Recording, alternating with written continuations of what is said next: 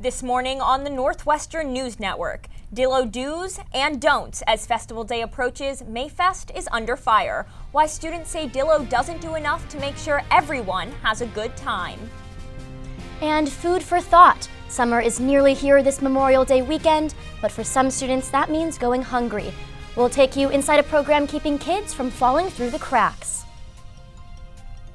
Plus, Going Global, one of Medill's unique programs letting students report beyond U.S. borders. We have stories from Israel and Cuba you won't want to miss. Grab your coffee and kick back with us. It's your morning news right now.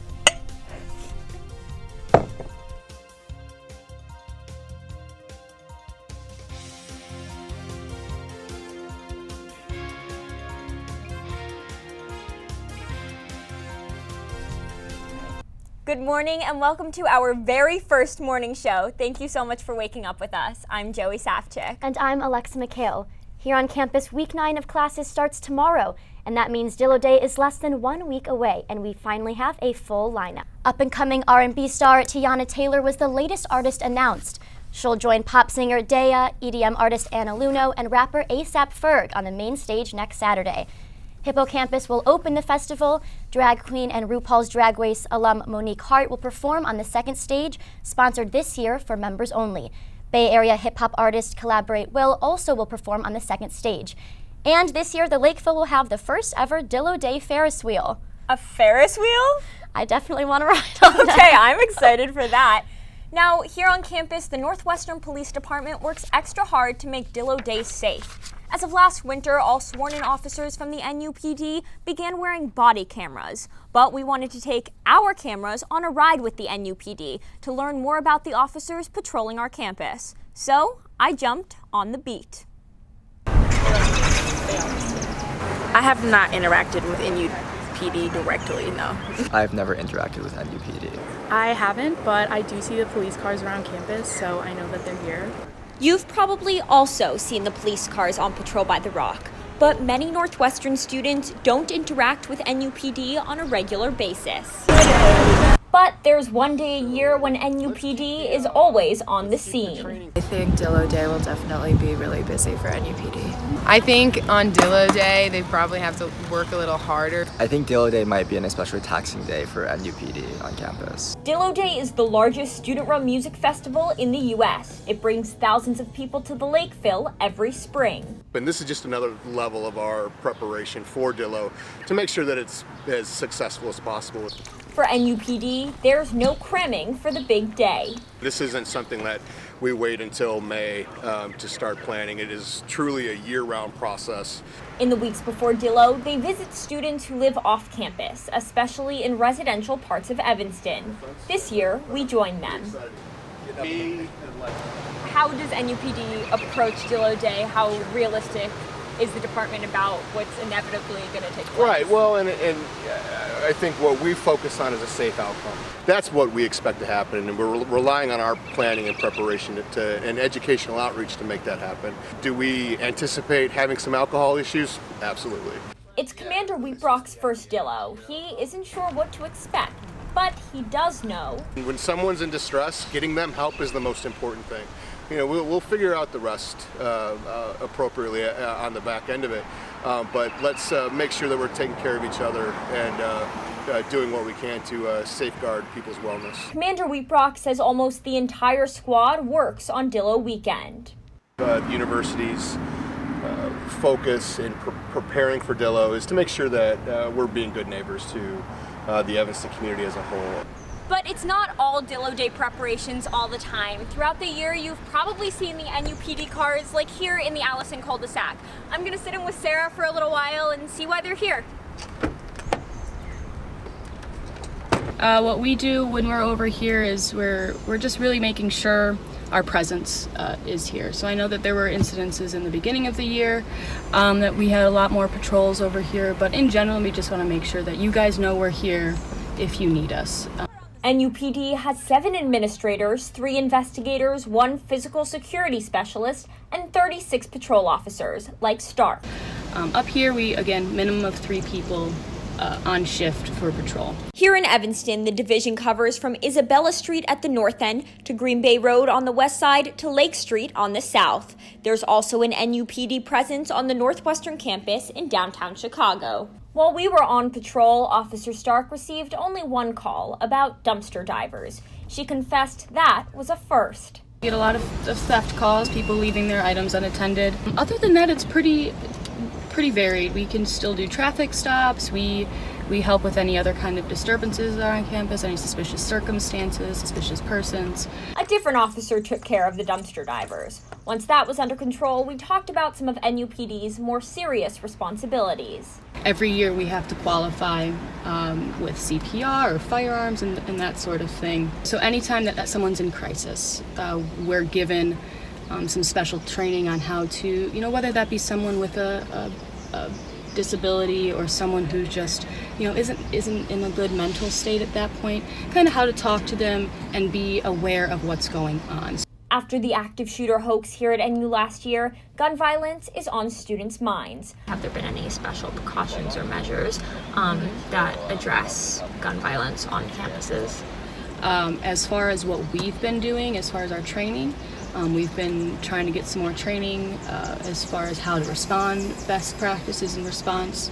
Do you think there's enough interaction or outreach between NUPD officers and students just on a regular basis when there isn't some sort of suspicious activity or investigation going on? I think that in general with police officers, there can always be more communication between the public and officers. I know that there's occasions where I've stopped in the North Quads and played Frisbee with a couple of people. And obviously you can always say that there can be more of that. Officer Stark and her colleagues suiting up for the students. Really interesting inside look. Thank you. I realized that as a student, I pass by these cop cars on the way to class every single day, but I had never personally interacted with one of these officers. And as you saw in the package, that seems to be the case for the majority of students here. So I thought it would be really fascinating to give a little bit of an in-depth, behind-the-scenes look of a really important part of our campus safety culture. Yeah, I feel like there can sometimes be this disconnect between the students and police, so it was awesome that you got to talk to them. Thank you. It was a really fascinating experience. So you saw NUPD was handing out flyers to students living off campus. If you're planning an event on Dillo, remember you can be fined for hosting a party where people under 21 are drinking, regardless of who provides the drinks or whether you're at the party.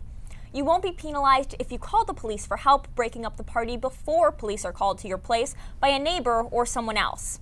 While you're out and about Saturday, remember you can face fines for carrying an open container of alcohol in the streets, for having a fake ID, even if you don't try to use it, and for public urination. If you or someone you know has too much to drink, remember to call, stay, and cooperate. You won't face any penalties if you call for medical help and stay to help officials, even if you've been drinking underage. Remember to take it slow, drink lots of water, and eat throughout the day. There will be free fruit and bagels at stations all over campus Saturday morning. Once the festival starts, you can't bring liquids onto the Lakeville, but there will be stations for you to fill your water bottles that are empty. There will also be free pizza on the Lakeville at 1 p.m., and you can get 40% off food from food trucks if you buy with Apple Pay. Oh, good to know. Mayfest has come under fire recently over its actions towards people of color on campus. They recently were called out by some students for cultural insensitivity, as well as failing to credit the band Prom Date when using footage of the band. Mayfest recently issued an apology post. In the comments of the post, Prom Date commented to say they, quote, felt exploited, not only because we are artists, but because we are one of the only queer, trans, POC inclusive bands in the entire scene being exploited purposely for our aesthetic. Mayfest says they're going to meet internally and with campus resources to figure out the next steps for making sure its members have the cultural awareness to avoid microaggressions. Now, yesterday afternoon, Mayfest issued several apologies on social media addressing these incidents.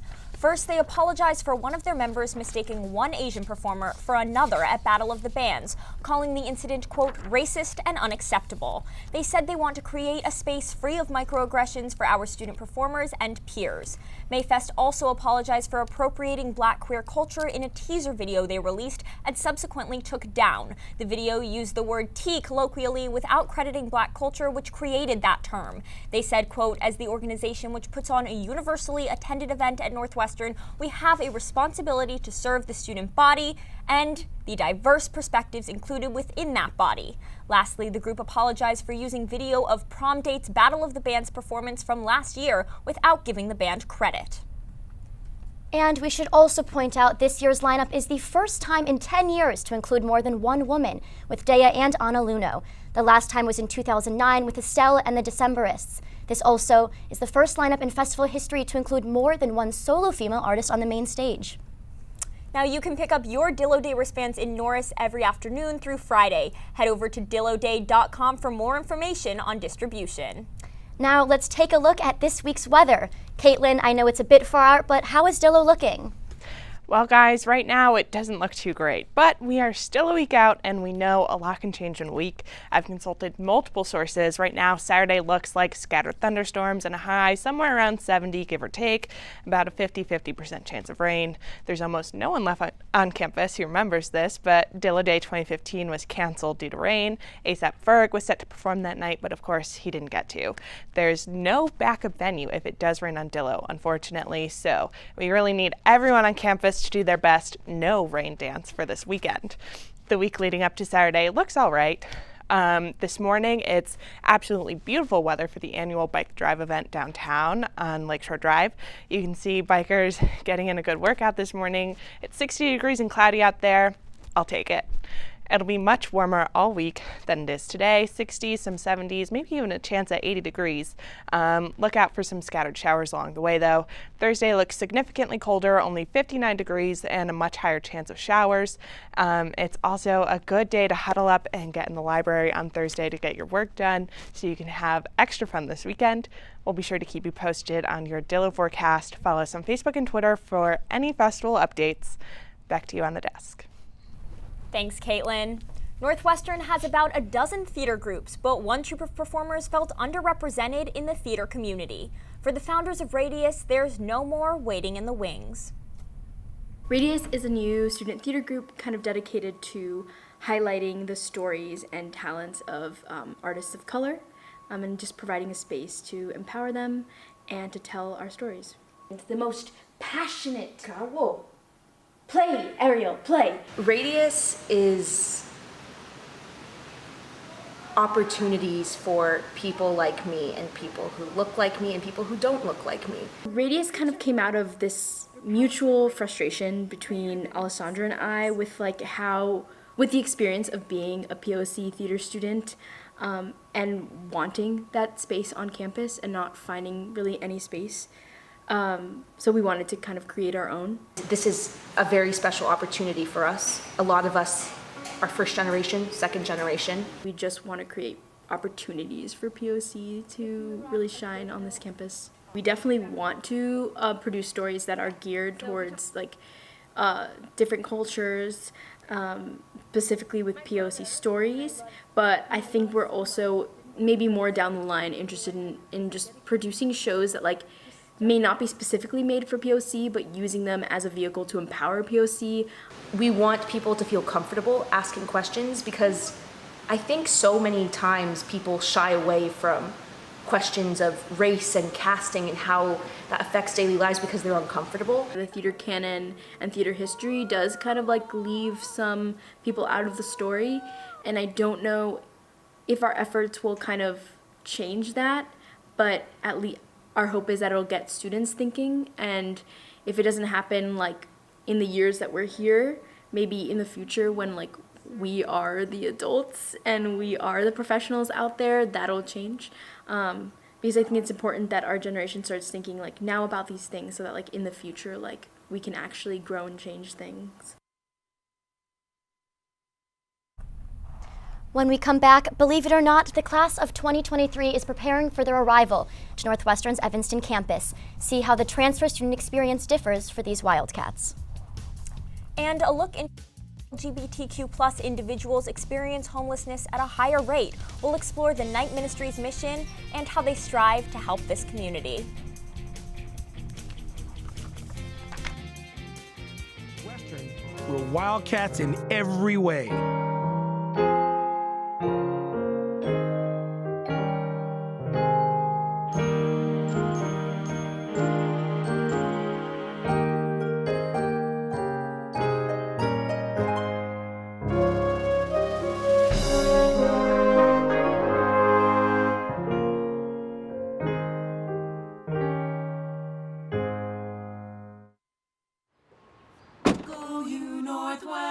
Northwestern. Go Northwestern, break right through that.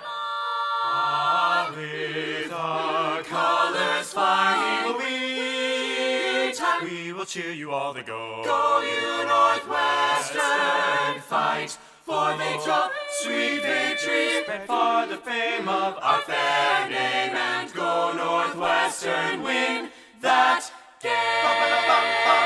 Go Cats! At Northwestern University, we are pioneering innovation and achieving excellence across every imaginable discipline.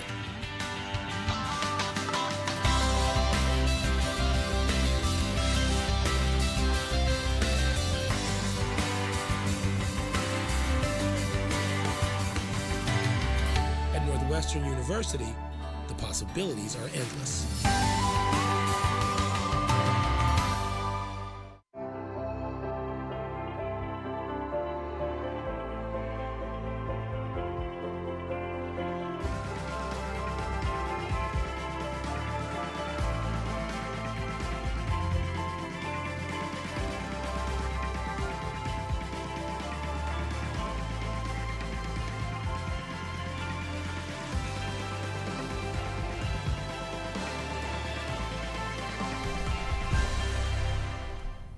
A new class of Wildcats recently committed to NU and is prepping for Wildcat Welcome.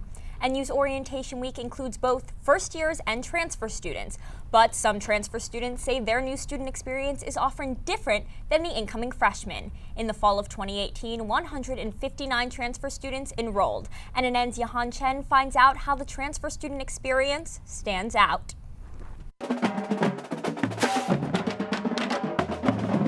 This past fall, Northwestern welcomed the largest group of transfer students in history. But for some students, making the transition to a new school can be overwhelming. In general, something that a lot of transfers really struggle with is imposter syndrome. Because in general, you have like these feelings of like, maybe I didn't get into Northwestern initially. There's a reason that, I wasn't here. Like being a freshman again. But I really do think that right now, like a lot of, even Wildcat Welcome is like very like freshman focused. But with less support. You have 1 year less here than everyone else does, which can sometimes make you feel a little bit more insignificant. Some transfer students say they wish there were more programs geared toward their specific needs. Making sure that they feel transitioned both socially, where they feel like they have a home here, they see other transfers who are succeeding, but then also academically, where they can make sure that they get study tips from transfers who also switch from semester school to the quarter system. And being lumped in with the freshmen can make it difficult to find friends with similar interests. I had to live in a freshman dorm, and it was pretty brutal for me because I was trying to like steadily in and just study, just get through my courses. But they're pretty noisy, and it was pretty like they like to party and to drink and to smoke. Some students are also hoping to see better advising. But I think they should really clarify the path that the transfer students can go after transferring in. Just tell us what we can do with our degree, like with our, I guess, the credits at Northwestern, because I thought I could only do journalism, but looking back, I could have done way more than just journalism. Despite these challenges, Ta and Dury said 2 years later, they never regretted the decision to come here. Northwestern has provided me, some really great friends, I think intellectual peers, which was something that was missing at my last school, much better opportunity. Your advice to incoming transfers? Don't be afraid to try new things. Embrace the fact that they have a clean slate, and embrace the fact that this is a new place for them to get the opportunities that they didn't have at their last school. And celebrate what makes your journey unique. No one really discriminates on the fact that you're a transfer. If anything, it's kind of cool. It helps them remember you. Yahan Chen, Northwestern News Network. Thanks, Yahan. 1 out of every 10 adults age 18 to 25 experience homelessness each year in the U.S. That's about 3.5 million people. But there's one group of people who experience homelessness at a higher rate. Maeve is playing chess with her friend Daniel today. A few months ago, she was a full-time student at Columbia College Chicago studying film, but that didn't work out. I had been really excited about making new friends and being like in a happy friendship relationship with my roommates, and that just kind of fell through the floor. I was constantly ignored. After dropping out, Maeve went home, suffering from severe depression, and that's when her parents kicked her out. And so I packed my bags and I chose to leave. How did that make you feel? A whole bunch of emotions, primarily hurt that like my life had become an ultimatum, and that it was that much of a, that they saw me as so much of a burden that they were just gonna throw me away. Kicked out because she wasn't transitioning into the right trans woman. The way they'd heard about on TV, like immediately get hormones, start working for surgeries. A study from the University of Chicago says LGBTQ+ youth are twice as likely to experience homelessness as their peers. Maeve now stays at the Crib, one of the nation's first homeless shelters dedicated to LGBTQ+ youth. It's a free place to stay. I'm not in a place to argue. The Crib and Youth Center on Hallstatt provide Maeve breakfast and dinner. She doesn't usually get lunch. The staff also host weekly programs on gender and identity and hosted a queer prom this month. The biggest lesson that I've learned being here is that there's still people. And I don't think people understand that. Experts say it's not just money or behavior that leaves so many LGBTQ+ youth homeless. They get put out for being who they are. And that is not an excuse. Marco Lucio Chavez works with the youth outreach team for the Crib that Maeve stays at. They get put out because they just choose to love somebody that society says they shouldn't. And I think that is one of single-handedly the most heartbreaking things. I traveled with Marco Lucio Chavez to different parts of Chicago to talk to people about what the night ministry does and how it can help people that they know struggling with homelessness. It's literally like walking in the street and like, hey, my name's Marco, this is what we do. For Maeve, it's still an uphill battle, sometimes fighting bigotry at the shelter. I don't want to sleep next to them, and I don't want to have to speak to them or see them. I don't want them to hit on me. Maeve hopes to someday be in her own home. Right now, she's applying for jobs, trying to take herself in a different direction from where she started at Columbia, but still express herself through art. Try to make sure when I'm writing, it's for me, not for somebody else. And if someone else enjoys it, that's good. And I hope I can survive on that at some point. The Crib is opening another shelter in Bucktown, with construction starting in June and a hopeful finish in November. They said they hope to continue to expand even further. And after the break, learn how summer food programs help food insecure students in Evanston stay full over summer break. At Northwestern, we're Wildcats in every way.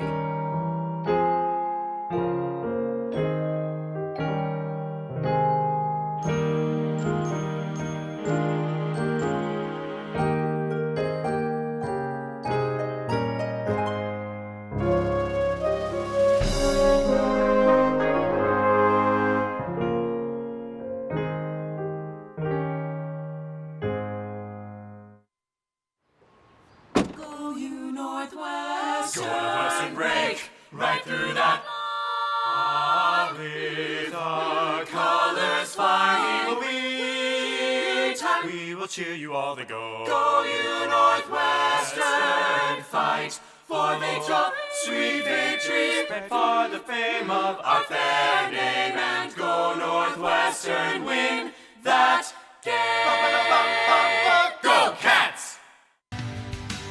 At Northwestern University, we are pioneering innovation and achieving excellence across every imaginable discipline.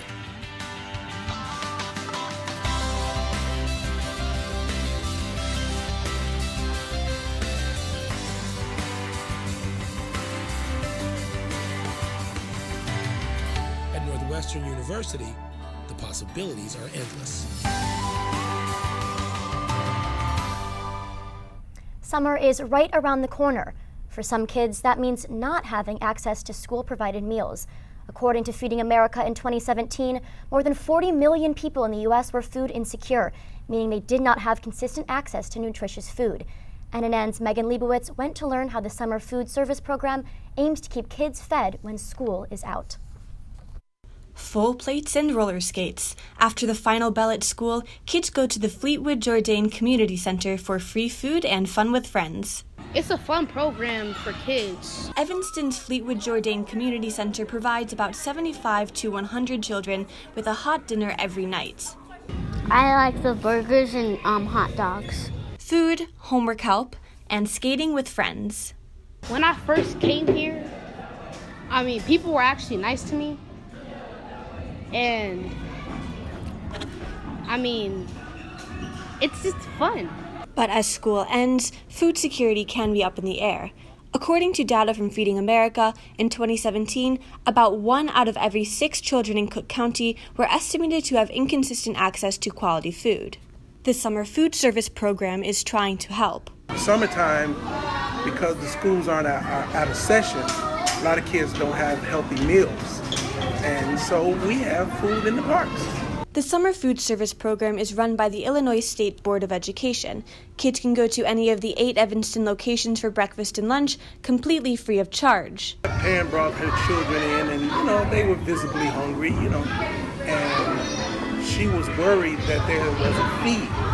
And she was like, is this free? And I was like, yes, this is free. And we do this every day, 5 days a week. Evanston Township High School serves as the food vendor. Staff from the summer food service program pick up the food and deliver it to the 8 locations. Father pastored the church in Chicago, and we were a site for a lunch program provided by the city of Chicago. I remember that as a kid, and so doing it now, I get to see children like those that came through my dad's church who don't have anywhere to go get food, and they can just come here and eat. Making kids happy and bellies full. Nobody goes hungry in Evanston. I see to that myself. No child goes hungry in Evanston. Megan Leibowitz, Northwestern News Network.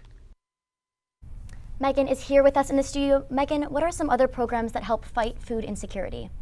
So as I reported earlier this quarter, Interfaith Action of Evanston Soup Kitchens provide meals every day to anyone who needs one. Interfaith Action also partners with the City of Evanston and the Greater Chicago Food Depository to distribute produce at the Produce Mobile to anyone in need. In addition, Northwestern runs the campus kitchen, which packages leftover dining hall food and delivers it to low-income residents at absolutely no cost. So Evanston offers a variety of programs outside of the summer food service program that aim to keep all of its residents fed. So Megan, when does the summer food program start? So this summer it kicks off on June 11th, and it runs Monday through Friday all the way until August 17th. Food is served to anyone 18 and under on a first-come, first-served basis. But Joey, it's worth noting that meals must be eaten on site, and parents are asked to accompany young children. Exact locations for the summer food service program are listed on the City of Evanston's website. Thanks, Megan. Chicago's Chinatown offers lots of food options for locals and tourists alike. Now Chinese restaurants are expanding outside Chinatown too. NNN's Amy Ouyang explores a few Chinese restaurants to get a taste of food culture in Chicago. Chicago is the city of arts. It is a city of architecture and technology, but it is also a city of food. Many food lovers come from all different parts of the United States or even around the world to Chicago to taste all different kinds of food. Now I am standing right in front of Chinatown, which is in the southern part of Chicago. And today, we're just gonna explore the city and see what are options for Chinese food. And let's follow me and to see what they taste like. When talking about Chinese food, we can never ignore Sichuan cuisine. So we go to Lao Sichuan, a famous Sichuan food restaurant in Chicago. Originating from southwest China, Sichuan food is famous for its spicy taste. We enjoy the one style for one dishes, 100 dishes, have 100 different flavors. They are very good at making spices. Not only spicy, also long spicy. They are good at using Sichuan peppercorns. The most famous dish in Lao Sichuan is the chef's special dry chili chicken. Lao Sichuan is the home for these dishes. Actually, me and the chef, I brought these dishes to Middle West of America. Now everybody start to make these dishes. Another popular genre of Chinese food is Cantonese cuisine. We visit Go for Food, a Chinese fusion restaurant that mainly focuses on traditional Hong Kong-style cuisine. Wendy Chan, the owner of Go for Food, says she wants to create a cozy environment for families to enjoy the food together. That's what I want to create. The Chinese name is called Ju. That means it's like, pretty much like everybody comes in and then get together and enjoy the moment. We try French-style beef tenderloin, a unique signature dish in Go for Food that combines traditional Chinese cooking with other countries' spice. I think the beef is really tender. There are a lot of different spices. I can taste it, although I couldn't tell what it is specifically. But I really like it. If you just take a bite and look inside, the meat is freshly pink, but you wouldn't think that it's really raw or not cooked really well. So I think it's a really great combination. I definitely would recommend all of you guys try it. Besides traditional Chinese restaurants, new eateries are also starting to emerge. Friend Barbecue, a northeastern Chinese-style skewers eatery, just opened last November. Xinjiang Special Lamb is a traditional Chinese skewer with lamb roasted on skewers. Raw beef is a more special type of skewer because usually Chinese barbecue does not serve raw meat. We also tried the garlic eggplant. And in some barbecue restaurants, they also have vegetables besides meat. It's not spicy, but it has a lot of spice. It has a really strong flavor. But I personally would prefer, just vegetable without any ingredient added to it. So just if you guys like spicy food, if you guys like really, vegetable with a lot of spice, I think this is something that you like. Chinese cuisine has lots of traditions, but it is also open to new ideas and innovations. As more and more Chinese restaurants open in Chicago, we are looking forward to more delicious Chinese food coming into this energetic city. Amy Ouyang, Northwestern News Network. Looks delicious, but it might be a little early for Chinese food. I could always go for a good spring roll, honestly.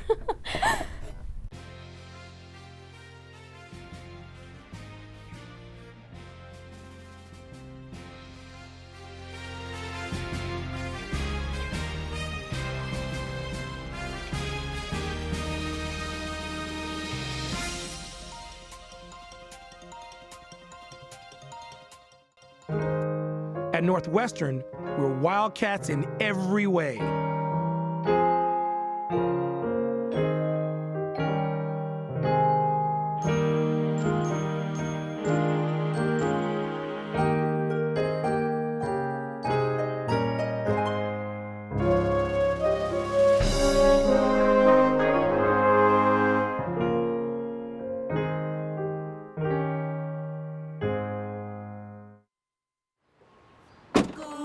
Northwestern break right through that.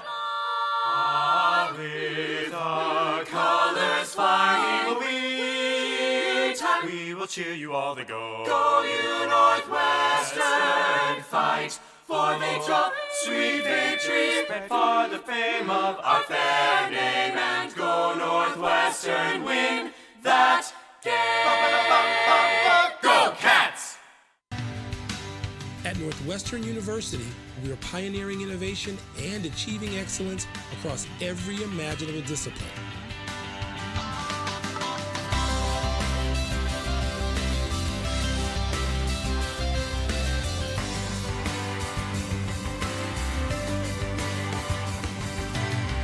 At Northwestern University, the possibilities are endless. If you're friends with the Medill Kid, you might have heard of Medill Global, a class students take that lets them travel abroad to report with their class over spring break. It's one of the programs that makes Medill such an outstanding place to practice reporting. This year, Alexa and I were both able to travel abroad. I went to Israel, where I reported on the Israeli-Palestinian conflict. Now, if you take the Yitzhak Rabin Highway about an hour northeast of Tel Aviv, you'll encounter Al-Fahem, a city with a predominantly Arab-Israeli population. For context, about 20% of the Jewish state's population is Arabic, the majority of whom are Muslim. Tel Aviv and Al-Fahem are both Israeli and are only an hour apart, but to visitors they may feel like two different worlds. Despite economic, religious, and political disparities, there's one cultural feature on display in both of these places: art. A single sign tells you you've arrived at the Al-Fahem Gallery. There's no valet parking and no tourist gaggle. But as you ascend the stairs into the first art gallery in an Arab-Israeli city, art is everywhere. Saeed Abu Shakra established the gallery 23 years ago. It was like my protest.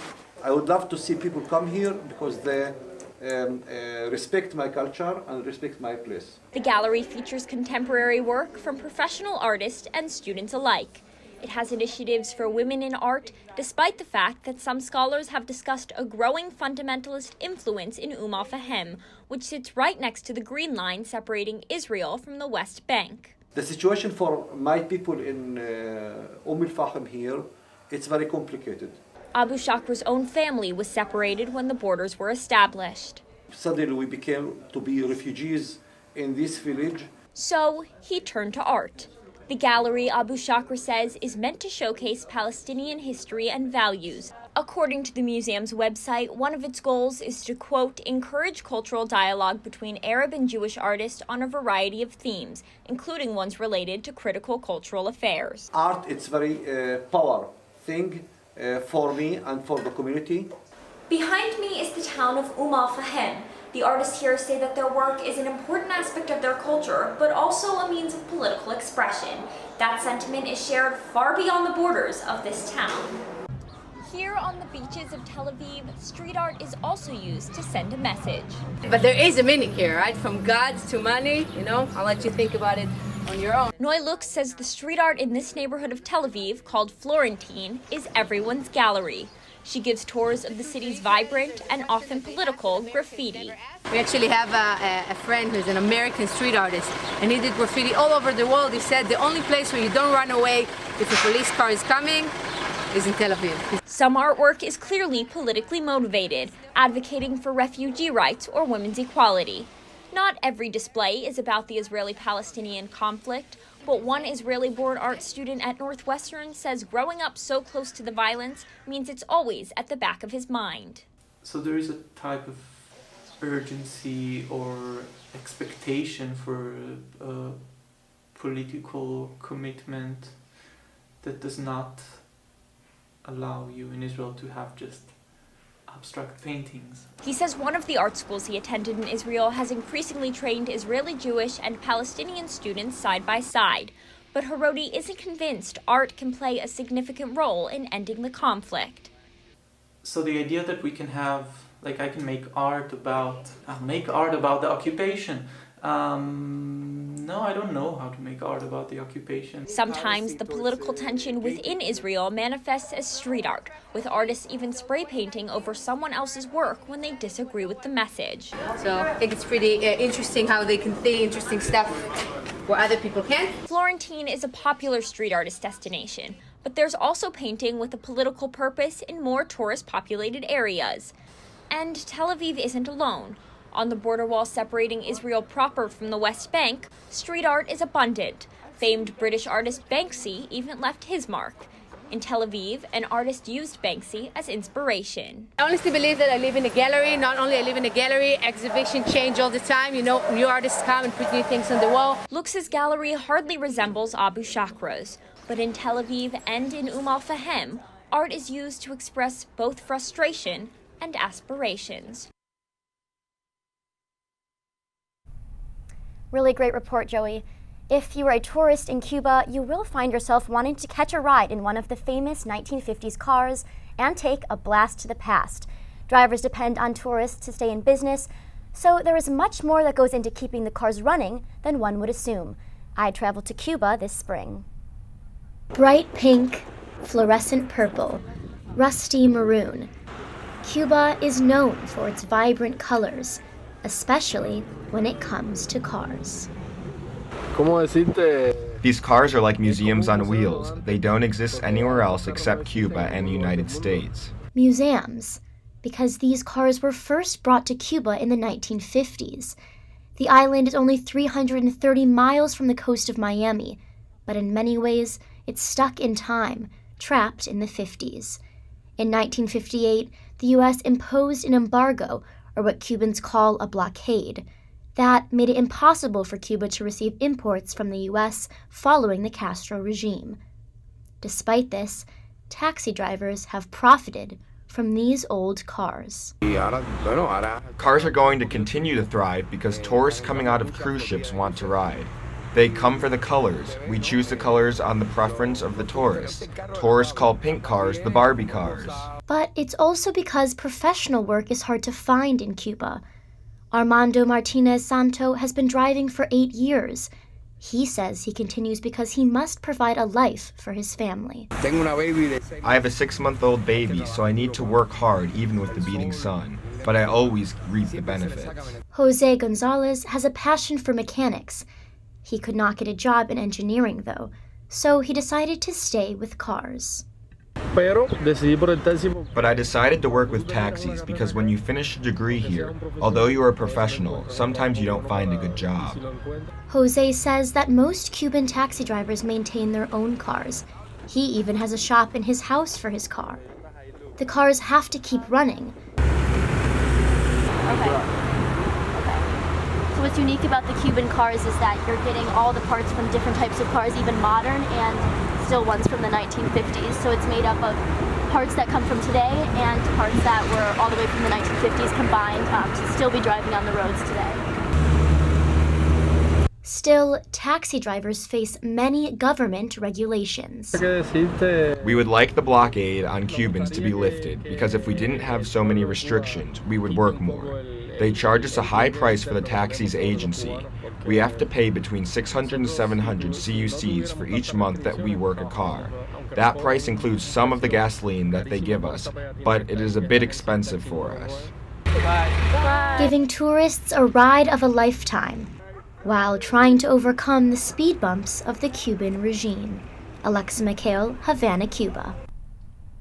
With increased regulations from the U.S. on Cuba, taxi drivers told me that they fear that tourism will decrease. So they told me to tell everyone here at home that Cuba wants visitors. Alexa, that was a fabulously creative package. I loved watching it. I definitely want to go to Cuba now. Definitely. But I do know that while you were there reporting, you had some challenges. So what were those speed bumps that you had to overcome? Yeah, I mean, good question. First of all, I was like one of the only ones that didn't speak Spanish, so I had to always find a translator, and there's no internet to contact sources, and you also can't say interview because they don't have freedom of speech. So it's really rough, and you have to be really careful while you're interviewing and really try and ask the right questions because sometimes they can get in trouble for saying how they feel about politics or the government. Well, it's so impressive that you put that together. What were some of the challenges for you? You know, it was the most exhilarating week of my life, but it was exhausting. We hit the ground, we landed after a 12-hour flight, and we just hit the ground running. We truly went from 6 a.m. to 9 p.m. every day, but we were eating really, really good Mediterranean food to keep us going. Exactly. But it was tiring. No, I mean, it's a long time, but I mean, these trips are awesome. So yes, it was incredible. We will be right back. At Northwestern, we're wildcats in every way.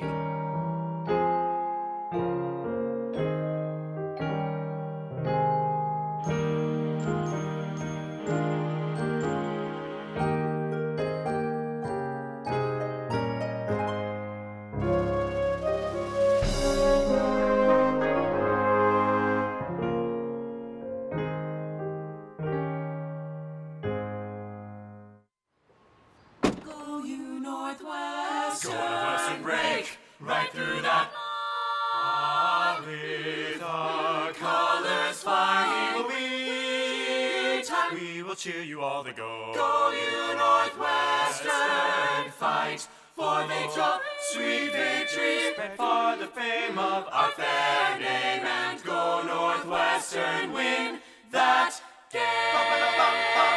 Go Cats!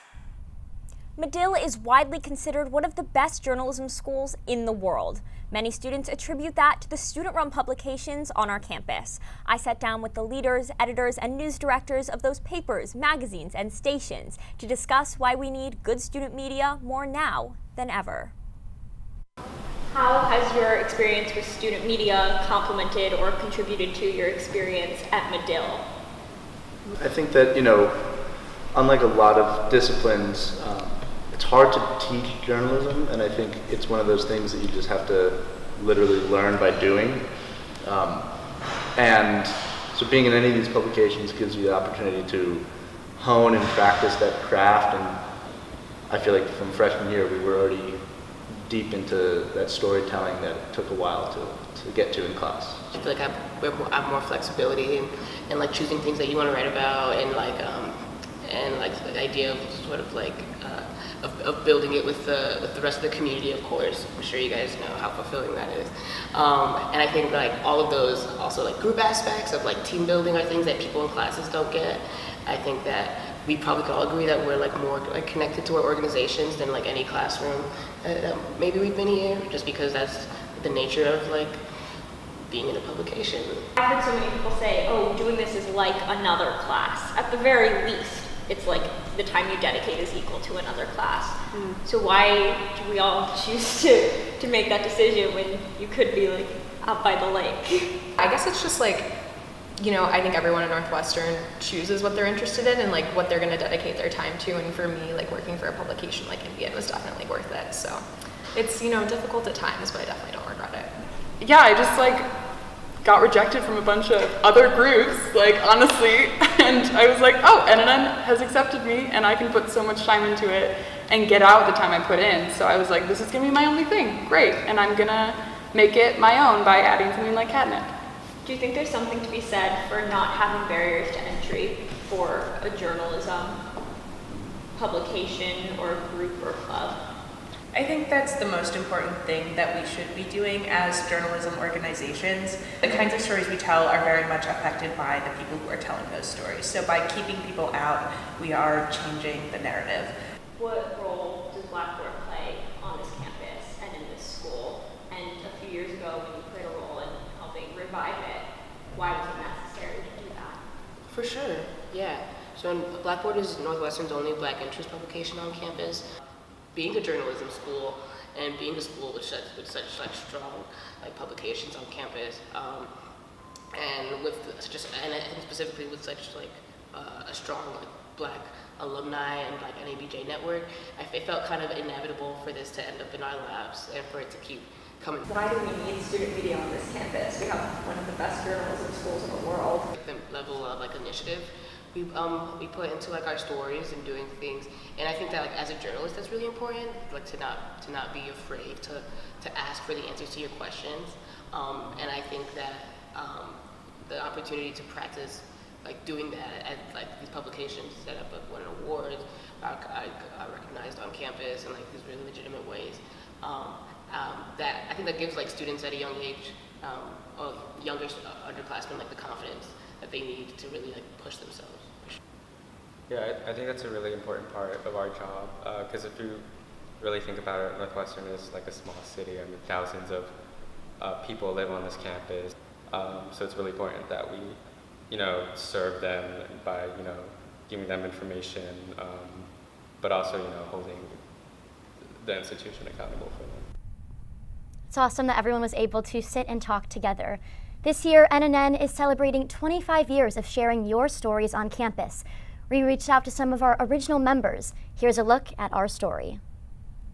So when I first joined MorNNN, our shows were not live, which is so wild to think about now because all of our shows are live. These are all the stories that we have, and this is the general place where they are probably going to go. So then I write my script, I look through all of my footage, I see what kind of B-roll, extra footage I have to layer over interviews, and I put it all on paper. I find good quotes, compelling shots, and then I open up Adobe Premiere Pro, and then we export it, and it magically appears on our show.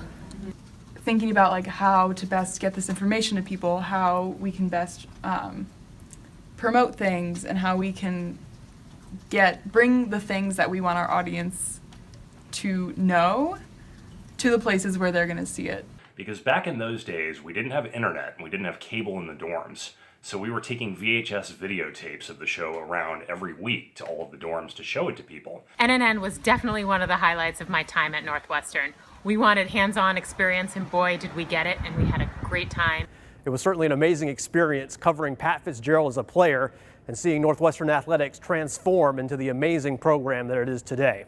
I did my journalism residency at a newspaper, so I scrambled to make a reel spring quarter senior year in 1995. I made one. It was terrible. But it led to my first job in South Bend and nearly 20 years on air. After about 10 years in broadcasting, including here in Dallas-Fort Worth, now I work for USA Bowling and help put bowling on more TVs than it ever has been before. I learned if the front door is locked and you can't get in the back door, try a window or a fire escape, because there's always a way in. It's really like expanded like how I think about journalism, and like what I now know that like journalism can look like in all sorts of different forms. I'm really proud of NNN and how much we've grown. It's really fun. You can watch some old episodes online, and they were great. They were always a little bit ahead of their time too, so I feel like that's something we always try to bear in mind, and like a spirit we try to embody. I can't wait to see what the next 25 years will bring. And for all the students and faculty who came after us and really brought the vision forward, I am so thankful. Thanks, NNN, and happy anniversary. So thanks to NNN for giving me my start, and congratulations on 25 years. Thanks, NNN. Thanks, NNN. Thanks, NNN. Two NNN alum work on a different morning show. You may have heard of them. Chanel Jones and Peter Alexander co-anchor the Saturday morning Today Show. They had this to say about their time in NNN. Hey guys, from here on the set of the Today Show to our friends at NNN, good morning to you. I was just thinking, you know what, NNN is one of those kinds of programs that sets Northwestern apart. It was one of the reasons why I picked Northwestern. Is that right? Yeah. You did good. Because they had a whole broadcasting, a whole setup. I remember one of my packages with Northwestern News Network was with this other photographer who happens to be Joe Fryer, who is now one of our correspondents here at NBC News. We were partners together. Yeah, we're proud to be some of the alumni that had great experiences thanks to our experiences at NNN. What I remember the early days when I got there, this was like way back in the day, like the 90s. Y'all remember those? No, they don't actually. And sadly, I don't think you do. But here's the bottom line. Back then, like, we weren't even on TV. We literally hand-delivered VHS tapes of NNN to the dorms. I remember like begging people not to eat their munchies and instead to watch us. So you guys have grown, and we're so proud of how far you've come and that we get to be a part of it. And congratulations on this morning show. You should do it more often. It's fun, isn't it? No doubt. It is fun. I have to admit, I'm such a huge fan of both of theirs, so I totally geek out anytime they mention NNN. Once I saw Peter Alexander like come visit, and he was walking through, and I was like starstruck. Absolutely oh my God. starstruck. But when they were named co-hosts of the Today Show, we talked about doing our first morning show. It just seemed like a path that NNN alum could take very successfully. And they both start here and have videos of their first stand-ups, you know, on Norris. I remember I saw. Cheers to being like them someday. We'll be right back. At Northwestern, we're Wildcats in every way.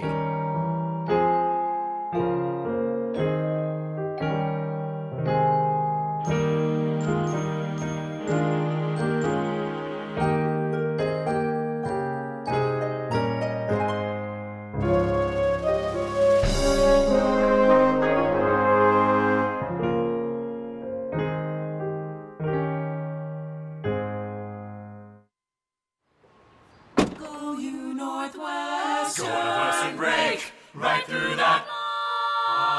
With our colors flying, we will cheer you all the go. Go you Northwestern, fight for victory, sweet victory, spread for the fame of our fair name, and go Northwestern, win that game. Go Cats!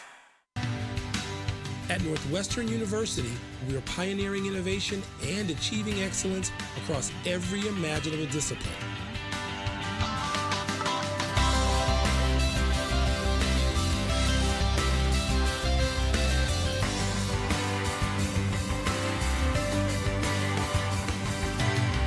At Northwestern University, the possibilities are endless.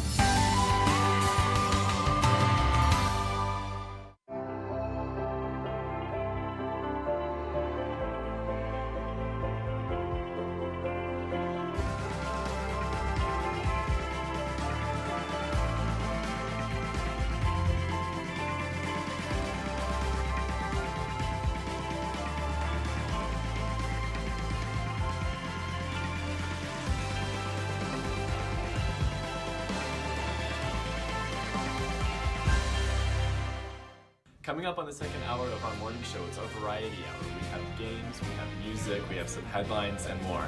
I'm particularly excited to learn about the Burger King experience that one North by Northwestern student had being there for 24 hours, learning about Game of Thrones since I know nothing about it, and also playing the Dillo Day lyric game with the 4 different artists that we have for Dills. So make sure to check it out.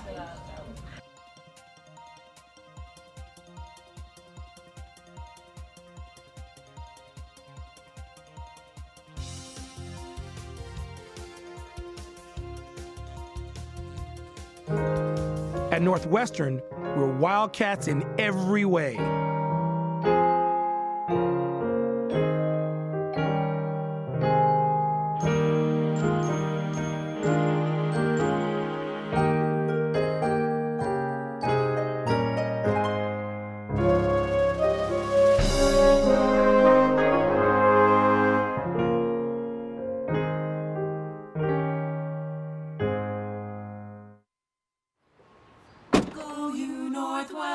Northwestern break right through that. With our colors flying, we will cheer you all to go. Go you Northwestern, fight for victory, sweet victory, spread for the fame of our fair name, and go Northwestern, win that game. Go Cats! At Northwestern University, we are pioneering innovation and achieving excellence across every imaginable discipline.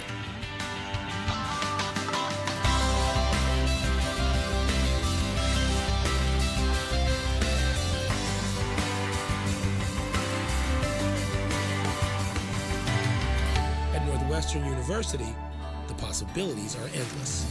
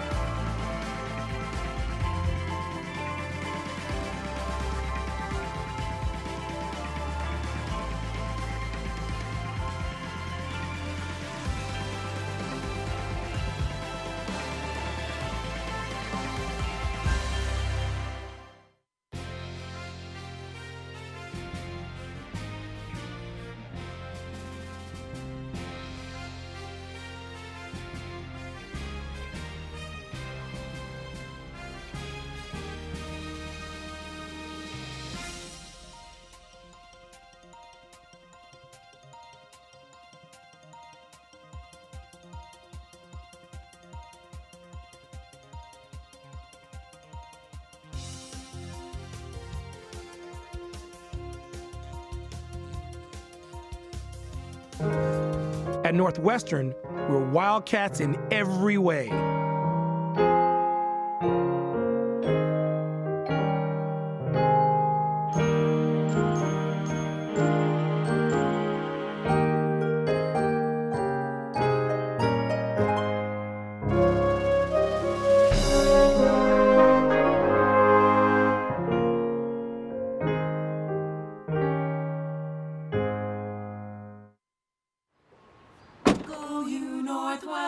Northwestern break right through that. With our colors flying, we will cheer you all to go. Go you Northwestern, fight for victory, sweet victory, spread for the fame of our fair name, and go Northwestern, win that game. Go Cats! At Northwestern University, we are pioneering innovation and achieving excellence across every imaginable discipline.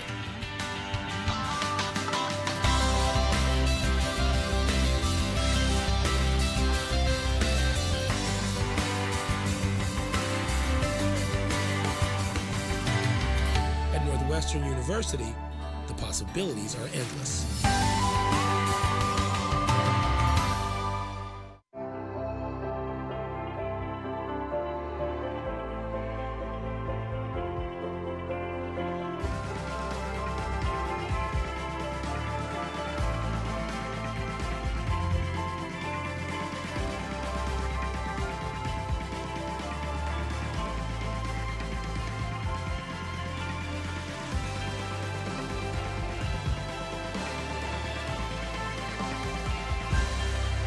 So much fun, Alexa. We should be doing that every morning. Every except morning, waking up at not. 5:30 a.m. My dream. Actually, it is kind of my dream, but I'll get paid for it then. Hopefully not now when we have a lot of other stuff to also be doing. Exactly. But I have to super fun. say, I'm so proud to be a student journalist on this campus, and I love that we have the opportunity to try things like this. You know, Joey and I met this summer before we even started here doing a program for journalism. So we just wanted to say thank you and a toss to our second hour variety show. Break thank a leg. You so much.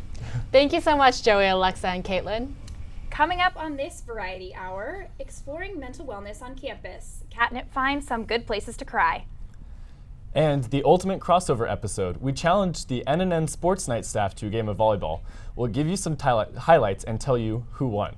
And MorNNN's first ever in-studio performance. Debbie Marie Brown will be performing for us later in the show. Thanks for joining us this morning. I'm Amanda Rooker. I'm Liam Lecca. And I'm Sian Shin. We have lots of exciting stories, games, and more coming up. But first, some trending headlines from this week. Our first headline this morning, Harriet Tubman was set to appear on the $20 bill for the first time in 2020. Now the Trump administration is saying that this will not happen anytime soon. Treasury Secretary Steve Mnuchin says a new bill with more security features will still be released, but the next time the design of the bill will be discussed won't be until 2026. The bill with Tubman would be the first U.S. currency with a woman of color as the face and would have marked the 100th anniversary of the 19th Amendment, which gave women the right to vote. So, Amanda and Liam, what are your initial thoughts about this? Yeah, I think it's interesting that they decided just to kind of push it off. I kind of want to know the reason why, why they didn't think that this was the right time to do it. It seemed perfect, especially with the 100th anniversary being 2020 as well. And this country was founded on a lot more people than just the people that are currently our face of our U.S. currency. And also, Lincoln is on 2 different currencies. He's on the penny and he's on the $5 bill. So I think we can have a change. Yeah, I mean, just look at our country. There is so much diversity, and the fact that we don't have that represented on our currency in the 21st century is absolutely ridiculous. I totally agree with you, Liam. I don't understand why this was the thing that they decided to push back. This doesn't really seem that controversial. I don't understand why this would be something. 2026 is so long. That's just absolutely crazy. And it's already so overdue, I think. We just need more representation, more diversity in our currency. So I definitely agree with both of you. Yeah, this seems like it shouldn't be a non-issue, but apparently they want to push it down the road. So I guess we'll have to see in 2026, which is really weird because then it won't even be able to be released until 2028. So it's definitely a long time from now, but I guess we can cross our fingers that finally it'll happen then. Hopefully we'll have someone that can take us there for sure. Yeah. So who would you guys like to see to get a spot on one of our bills?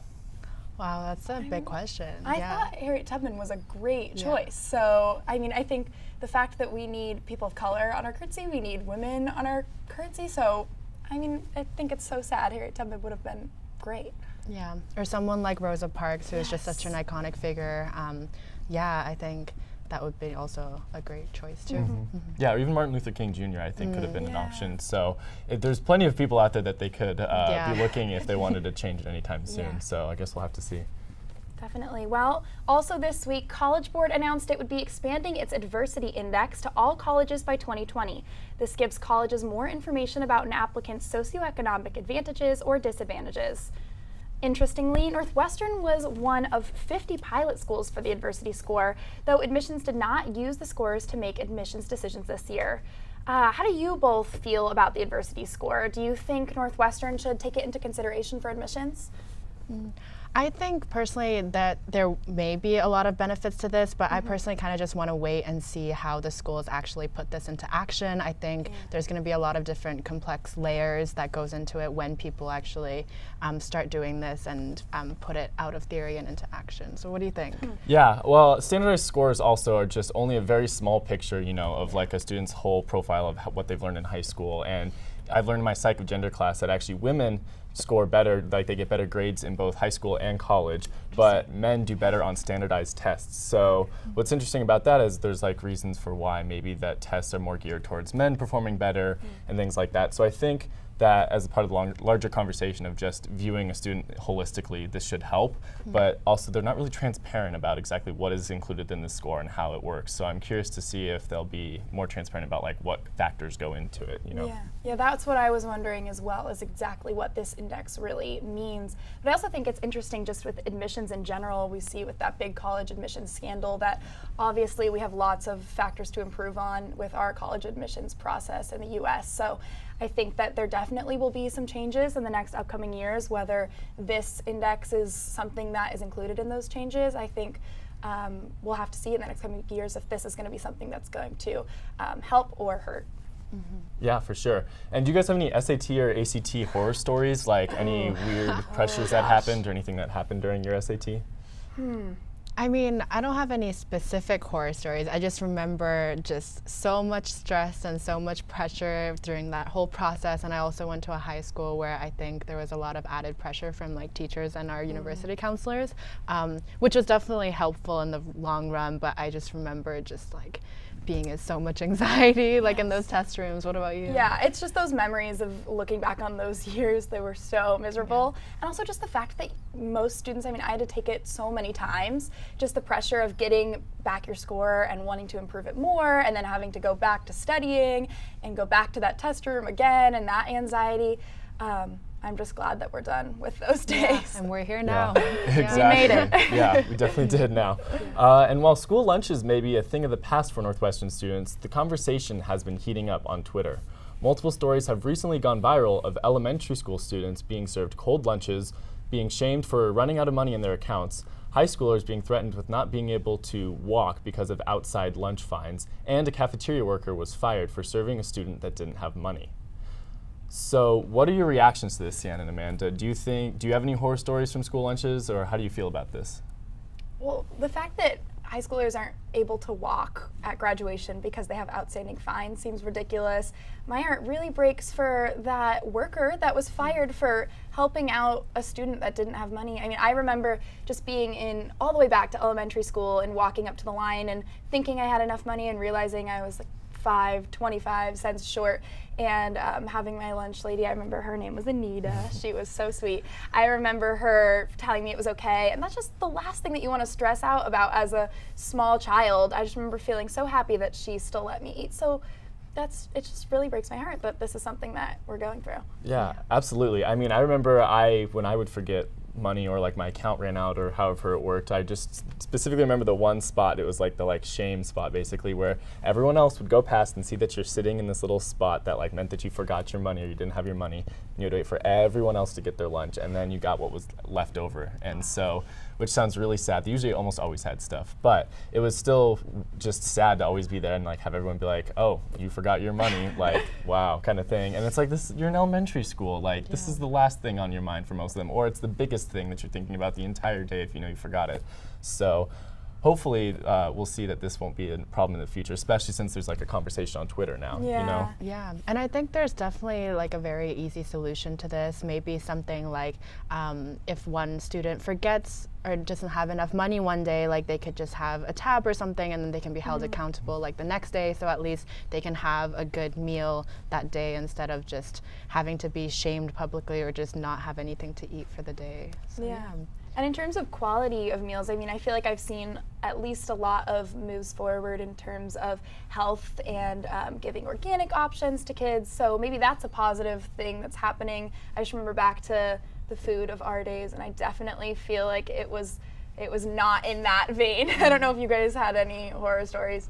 Yeah. Well, I remember there was one time when my school tried to be really extra and we had sushi. Oh my gosh. Did not really work out well because basically we just got unlucky with bad sushi, and there was a lot of students making a lot of bathroom breaks. No. It was not a good time. Yes, but that was my horror story. My biggest thing I remember was bagged milk. I don't know who thought that was a good idea. I don't know where that came from, but instead of like cartons, they decided to use plastic bags, and you had to like put the straw through it, but you could only put it through so far, because if you went like all the way through, then you're screwed because it went through, and then the milk would just come out of the bag. And so it was like very high tech for like elementary school kids to figure out. I barely survived when I had that milk, so it went all over a lot of times, let me tell you. So don't know where they thought of that. But to wrap up our headlines this morning, we're going to talk about the series finale of Game of Thrones.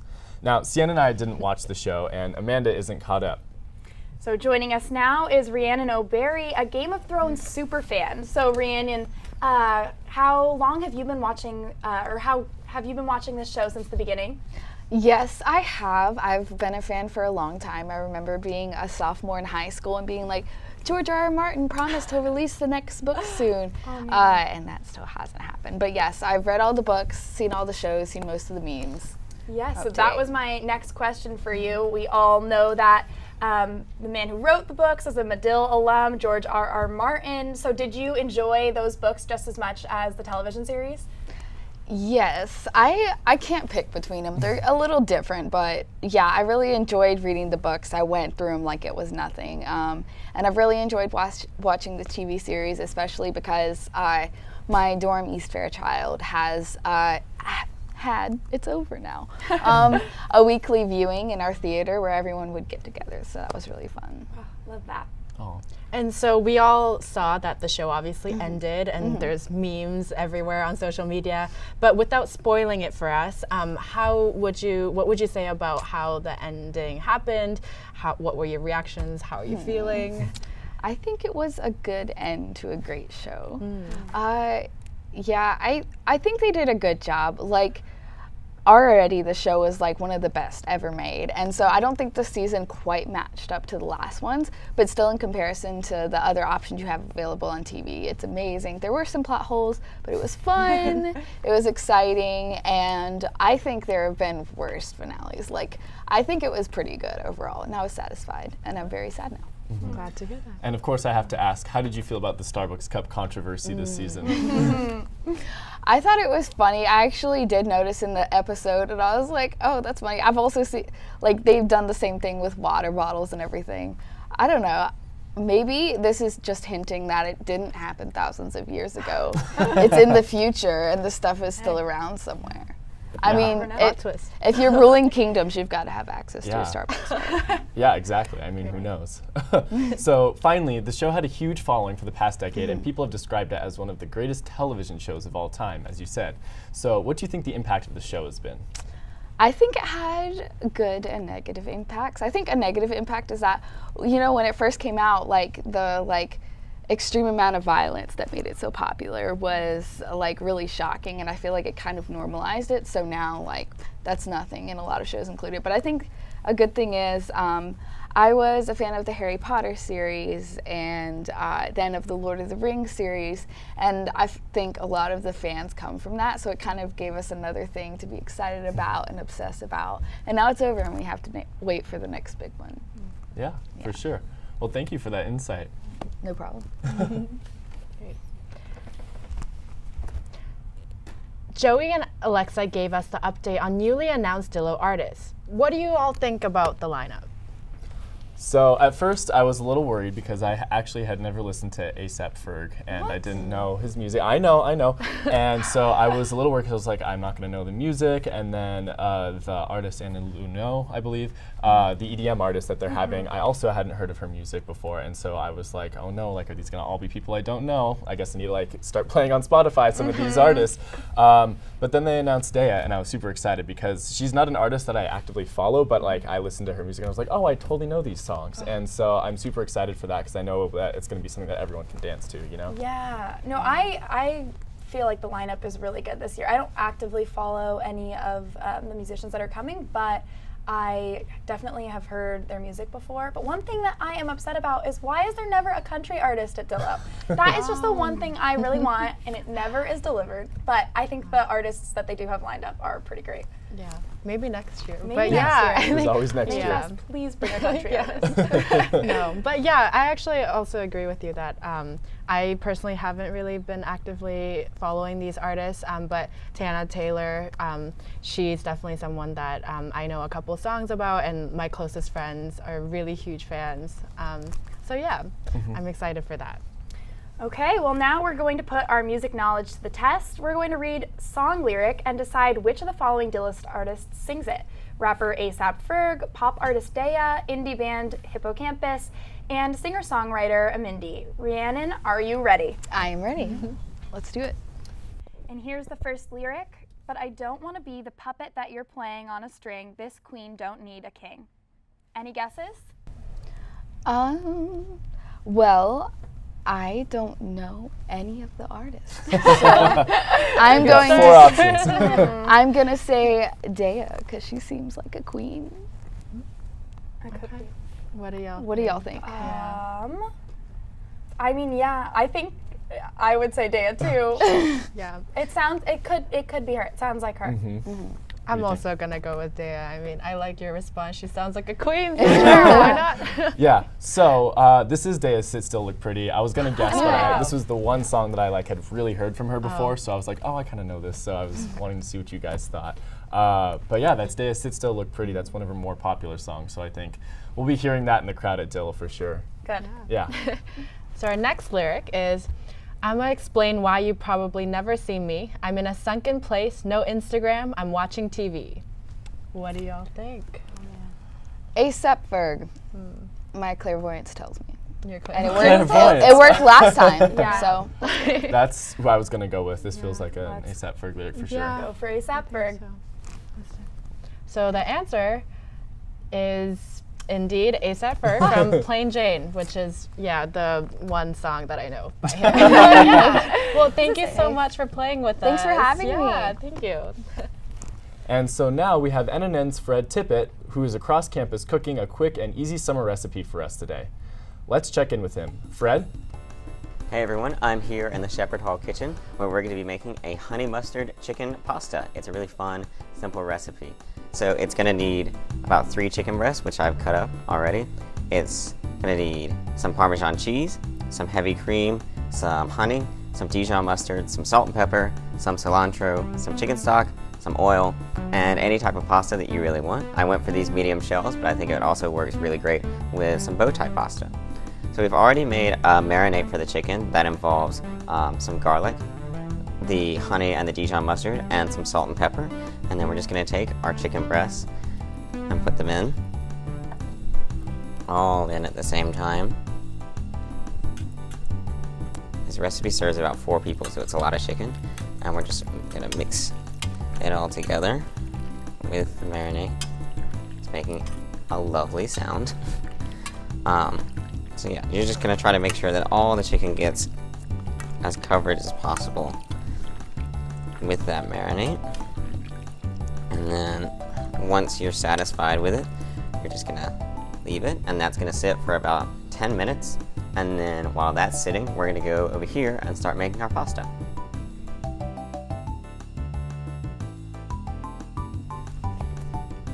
Wow, honey mustard chicken, that really sounds good. It really does. I love honey mustard chicken. I am jealous. Yeah, honestly, and next time we'll be living off campus, so I need some new recipes to have in my wheelhouse, to be ready for those late night dinners that I'm gonna need to make. Oh yeah. Well, let's check back with Fred in a bit. Coming up, the quarter system is tough. Catnip will give us some advice on how to prioritize mental wellness.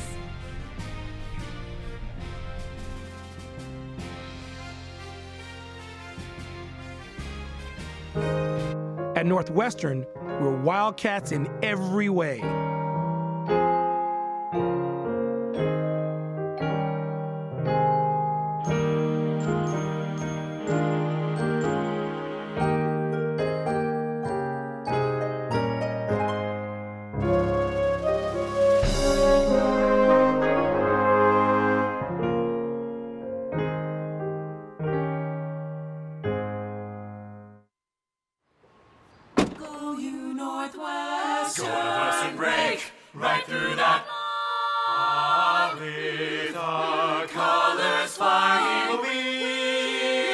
We will cheer you all the go. Go you Northwestern, fight for victory, sweet victory, spread for the fame of our fair name, and go Northwestern, win that game. Go Cats! At Northwestern University, we are pioneering innovation and achieving excellence across every imaginable discipline.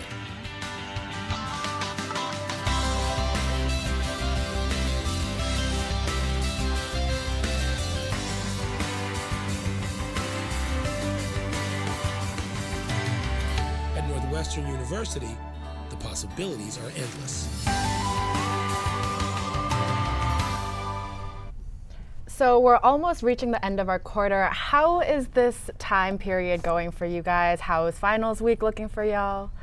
Yeah, well, I mean, they always say it's a sprint win a quarter system, but honestly right now it kind of feels like a marathon, like we're still going, and it's now just ramping up because we can at least see the finish line, you know, but there's still so much work left to be done. At least, I know for me, I have plenty of work to still do. I have all of my classes, I think, have group projects, and I'm trying to leave a week early to start an internship. So, it's a lot for me going on. Yeah, I really feel like spring quarter has just flown by. Like, I feel like we just started the quarter, and all of a sudden, now it's going to be finals week.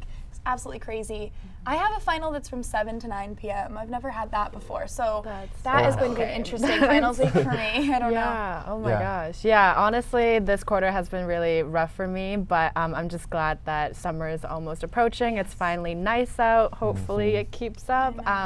But yeah, I'm just really excited for this year to be over and just have all of the fun end of the quarter events happening. Yeah, exactly. Yeah, as we know, Dill is coming up. And with the weather actually being nice for once, it makes it honestly harder though. I was always looking forward to the weather, and now I'm like, well, I have these projects to do, but I could also lay on the lake fill. And that's a big challenge because it's like, what do we want to do? Which one is going to be better for myself, you know, kind of thing. Yes. So, well, it's like the sun is out. At least that's a little bit helpful with mental health. I know we're all trying to practice good mental wellness during these next few weeks. This week, Catnip dove into the popular Facebook page called Northwestern Places I've Cried and explored some of those locations. Here's Catnip's Charlie Road. Charlie Road here for Catnip. We're outside Mudd Library today, exploring how students on campus balance mental health and wellness with their academics.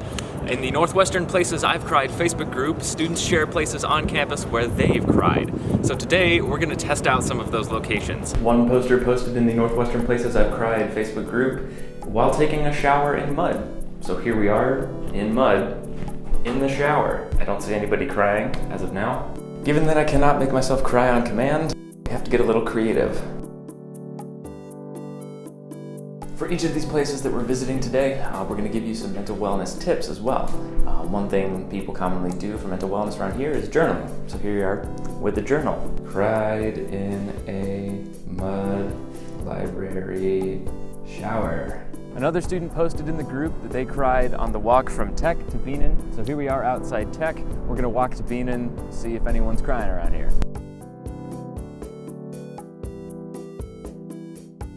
We did not see anybody crying on our walk so far, so I'm gonna have to cut an onion.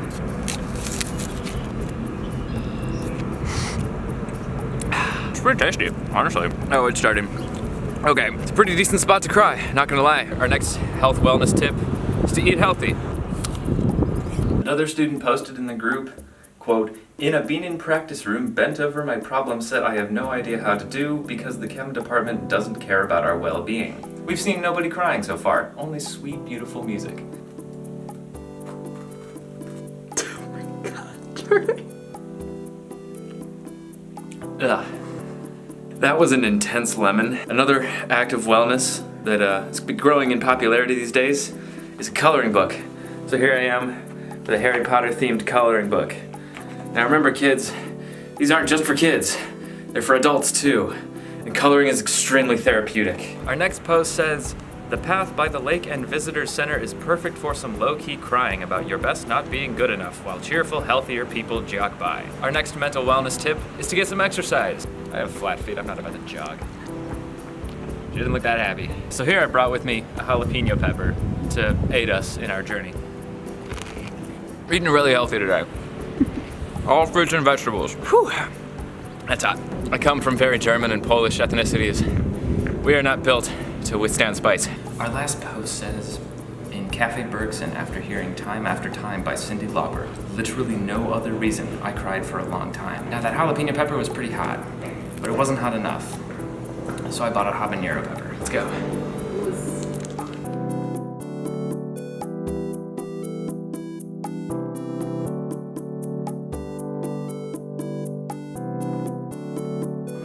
Oh my god, this song is so good. I love this song. Another popular mental wellness tip is to use mindfulness meditation. There are various apps available for free, such as Calm or Headspace. Mindfulness is a wonderful tool to foster positive feedback loops. We haven't seen anybody crying on this sunny Monday afternoon, although I have taken one for the team. I'm starting to feel it in my stomach. I'm a little concerned for the hours to come, but from all of us here at Catnip, this is a reminder to take care of yourself. Participate in ongoing mental wellness, because after all, it is one body, one mind.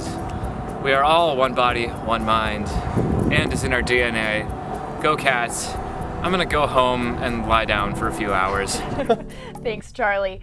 Coming up, how 3 Medill students went viral last quarter when they appeared in the background of a photo at the State of the Union address.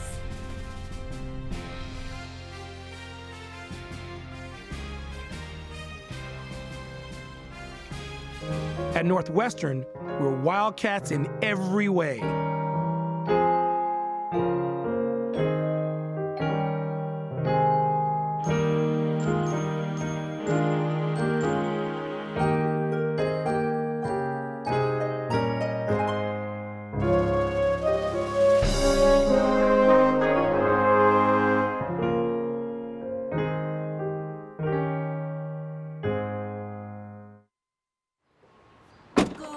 Northwestern break right through that. With our colors flying, we will cheer you all to go. Go you Northwestern, fight for victory, sweet victory, spread for the fame of our fair name, and go Northwestern, win that game. Go Cats! At Northwestern University, we are pioneering innovation and achieving excellence across every imaginable discipline.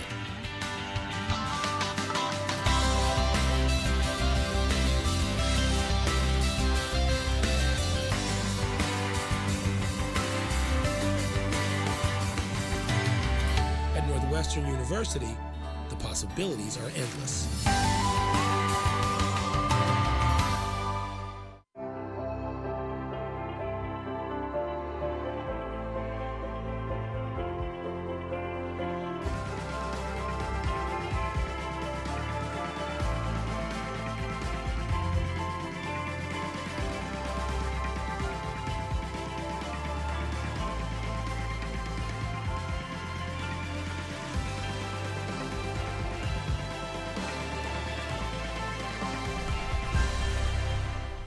Welcome back. Let's check in with Fred and his honey mustard chicken.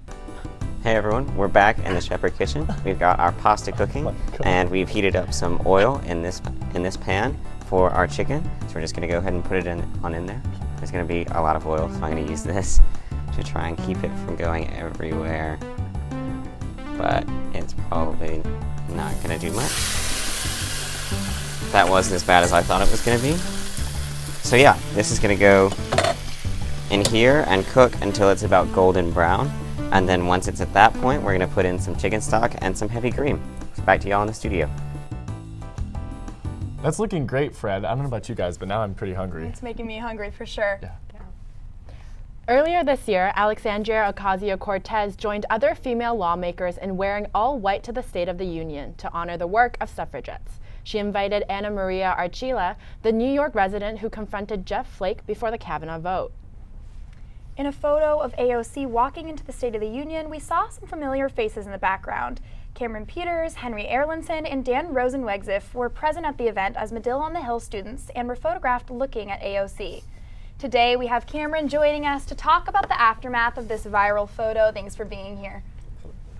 So Cameron, you guys received some hate for this, but let's clear this up. Can you just tell us what you were actually doing in that photo, why you were there, what you were looking at? Absolutely. So in the photo, she was walking out of the Speaker's lobby through Statuary Hall in Capitol Hill. So it was right outside Speaker Nancy Pelosi's office, and all of the House Democrats were meeting there for refreshments, just to have a little meeting before the State of the Union. So we were all standing outside the office trying to catch people as they went out to get interviews before the State of the Union. So I don't remember exactly what happened, but we were distracted. She came out, and then we see that she's walking away. We're like, oh, we have to go catch her and interview her. So that was more or less what happened. And none of us actually did manage to get the interview, unfortunately, but yeah. So what was your response to this photo becoming so viral? Honestly, the entire newsroom thought it was hilarious. I think I found it first, and then other people started seeing other versions popping up on Twitter, Instagram, Facebook, just everywhere.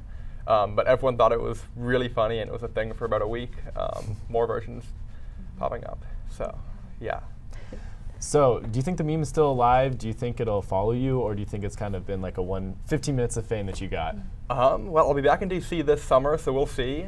I mean, it did show up in a PowerPoint for a poli-sci class last week. Oh my gosh. And while I was in DC, I did have someone come up to me on the metro, just a complete stranger, and say, "Hey, is this you in the meme?" Oh so my gosh. Maybe that'll happen again. Who knows?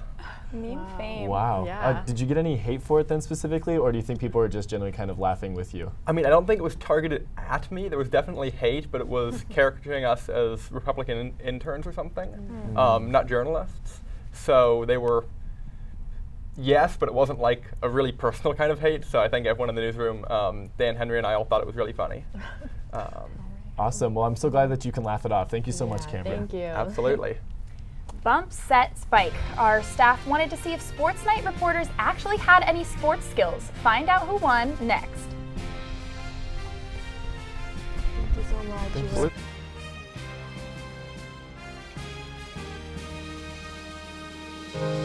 At Northwestern, we're Wildcats in every way.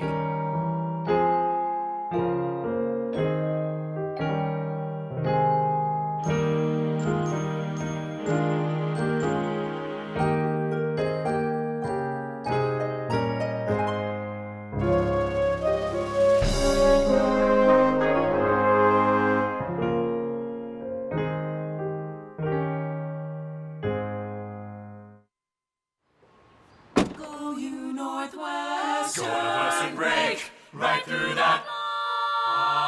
With our colors flying, we will cheer you all to go. Go you Northwestern, fight for victory, sweet victory, spread for the fame of our fair name, and go Northwestern, win that game. Go Cats! At Northwestern University, we are pioneering innovation and achieving excellence across every imaginable discipline.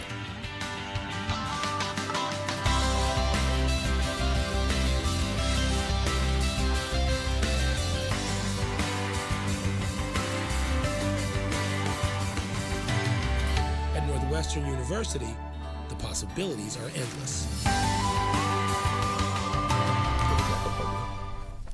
Over the weekend, our staff faced off against the staff of NNN's Sports Night in some friendly volleyball competition. NNN's and Sports Night's Jack Leto was there. It's volleyball between two historic rivals, the battle for the studio. NNR, of course, led by Meredith Sonnefeld, outside hitter, a 3-year varsity player at Walter Payton College Prep, warming up with Liam Lecca, varsity standout at Newberry Park in Southern California. On the other side, it's Sports Night. Miles Miller, a member of the NU Club volleyball team and Whitney Young High School alum, warming up with fellow Whitney Young High School alum and varsity standout Patrick Timlin. Let's roll the highlights.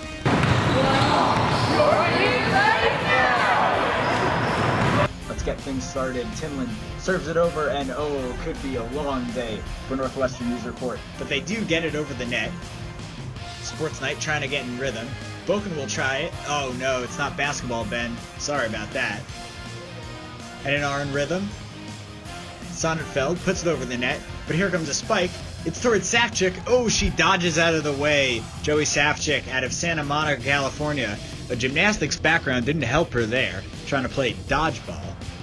Here's Megan Leibowitz out of Cleveland, Ohio. Same hometown as Derek Pardon, but the athletics don't really translate. Score 16-10. Sonnefeld puts it over the net, aiming for Pat's head, but we don't have to get into that. Miller with a spike, but oh, what a block from Liam Lecco. We have to look at that in super slow motion. The face of surprise from Miller and the face of victory from Lecco. Here's Andrew Fanichel serving for Sports Night, showing off some basketball skills. This is volleyball, sir. Serve it, please. Thank you very much. Over the net, Boudreaux with it, and oh, it hits the ceiling. The ceiling clearly on Team Sports Night. And Sports Night takes the first game, 25-18. NNR, of course, not out of it yet. Not really sure what that high five was. Oh, look at that handsome devil. Serving it over, and Boken can't get to it. That's an ace for NNR. But after a hard-fought game, they were about to close the lights at Blomqvist. It's Timlin over the Miller. Oh, what a spike! And that's going to do it for Game 2. Sports Night wins it. However, the rivals talked it over and realized that the studio was big enough for the two of them. We caught up with members of both teams for their instant reaction. I'm really proud of NNR. I think no matter what, we had the most fun with 3 ends. They might have taken it a little too seriously, which paid off because they won. And even though it wasn't news, sports, same thing. It was alright, could have been better. I like the teamwork and communication all the way around. I made a couple of errors, but my teammates really lifted me up in those times, and they gave me the support and strength that I needed to succeed, honestly. No Sports Night. I think I brought a lot of spirit, a lot of morale. Some might say I had the most enthusiasm in that court. We should definitely do this again. It should become a tradition. Like Caitlin mentioned, I think that maybe like an easier sport, like something with a smaller ball would be better. Next time we do recruitment for NNN, we just have to like pretend we're a volleyball club and they'd be like, just kidding, we're actually a news station. Just so that we can win this game every quarter, which yes, I believe my legacy will be that it happens every quarter. Ultimately, we didn't lose as badly as I anticipated we would. That honestly looked like so much fun, and obviously Amanda and I couldn't make it to the game, but Liam, oh my gosh, you were killing it. Yes. How do you think the game went for you? Well, there was a lot of ground to cover. We had some cheerleaders in the back for sure, though. We had Joey and Megan in the back there, and so they were definitely being our biggest supporters on the court, at least. The other team did not have any cheerleaders, I don't think. So that was a super big help. And honestly, I think we gave them a run for their money. I don't think they thought that we were going to bring out any star power, but we had definitely a few times where we hit the ball down and we got an ace or two in there. So I was proud of our performance, at least from the NNN side. But I'm curious to see if we do it again, though. I would be very excited too. Yeah, and maybe we can join in next time. Yeah, That would exactly. be really fun. Be there for the rematch. We always need more players, no worries. Yeah, it's going to be so much fun. Yeah. Man. Debbie Marie Brown is in the studio. She'll be performing a song from her newest EP next.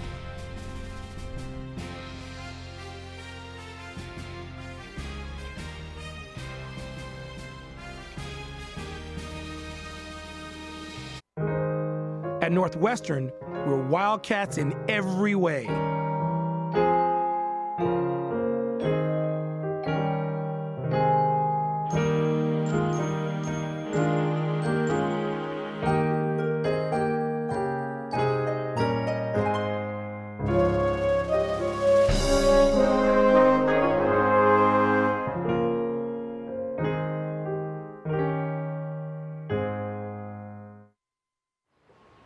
Go Northwestern, break right through that.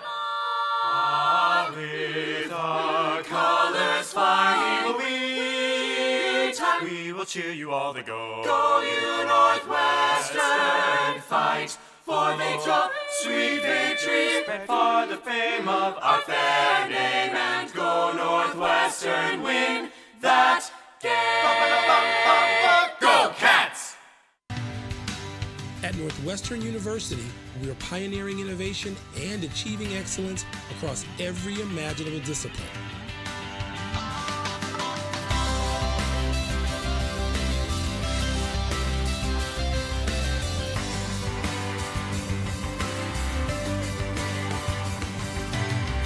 At Northwestern University, The possibilities are endless.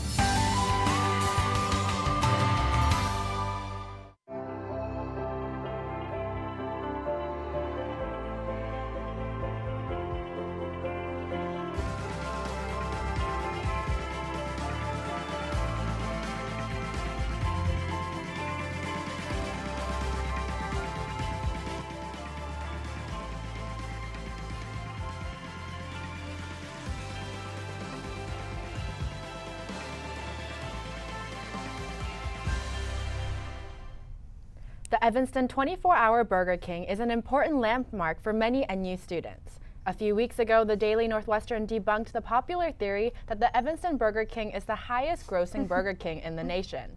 For Sophie Stern, it has been the place to go after a movie, in the middle of a late study session, or when feeling sad. When she couldn't participate in NU's annual dance marathon, she instead decided to spend 30 hours in a row at Burger King instead. Sophie wrote about this experience a few years ago for North by Northwestern. We have Sophie Stern with us today to talk more about this creative marathon. Thanks for being here, Sophie. Thank you. Does my hair look okay? Oh, I yeah. woke up about 30 minutes ago, so I don't know how y'all do it. No It worries, is really y'all. early. You were up super early, don't worry. Yeah. So first of all, what inspired you to do this 30-hour Burger King challenge, and what was it like? Goodness, well, I mean, that's like asking what inspires someone to run a marathon or climb Mount Everest or watch every Avengers movie. I think it was the challenge to see if I could do that. And I think it added a little extra power as someone who is constantly spiraling out of control to, you know, have a self-destructive decision, but like have it be an active decision and be like, yes, I am gonna stay 30 hours in this Burger King. And when I get through it, it will be an accomplishment rather than something to be ashamed of. Yeah, more power to you. And you have work to show for it now. You Yeah. have the article in North by Northwestern, and now Daily Northwestern's even catching on with their story. And 2 years too late. 2 years too late, yeah. NBN's where it's at. Exactly. So And- did you ever believe that Evanston one was the highest grossing one? You know, there'd be times at like 2 a.m. where there would be like 70 people in the Burger King, and it's like, oh my goodness, this is crazy. But then there would be times at like 10 a.m. where it would be just me and the cashiers hanging out, and it's, you know, that's not what you build a successful franchise on. You need the continual flow. Okay, yeah. Oh man. Well, what was your most interesting takeaway from this experience overall? You know, a lot of it was just really banal. I had to eat the same things over and over and over because I'm annoying. Sorry, I'm a vegan. So I just was able to eat the fries and the Dutch apple pie. And so, you know, I thought that they would grow very monotonous after a while, but, you know, having it be the only thing I would eat, eventually it became like a source of joy. I was like, oh, yay, I get to eat my apple pie now. Yeah, so not many vegans I feel like would pick a burger place. What inspired that for you? You know, I spent a lot of time in the Burger King because my freshman year, my sleep schedule was all over the place. And so it's always been a place that, you know, I identify with Northwestern as. Yeah. That sentence didn't make sense. Goodness. Great. Yeah, well, the last thing I have to ask is, do you think you'll go back? Yeah, you know, this isn't the first, you know, one of these things I've done. I listened to Love Shack by the B-52s for 16 hours. I watched The Adventures of Shark Boy and Lava Girl in 3D and 2D 12 times in one day, and I played Wii Bowling for 32 hours in a row. And all of those things I've returned to at some point. You think, you know, there's a certain point where you're like, I never want to do these things ever again. But I think eventually you sort of form your identity around them, or at least they become a part of who you are, that not returning to them almost feels like going against who you are. Yeah. Wow. Totally Well, get that. It certainly seems like you've accomplished some incredible things. Thank you for sharing your story with us and being here today, Sophie. Thanks for having me. Check out NBN to read Sophie's full article. So let's check in with Fred now. I think he's just about done and ready to try his honey mustard chicken and pasta. Fred, how's it going?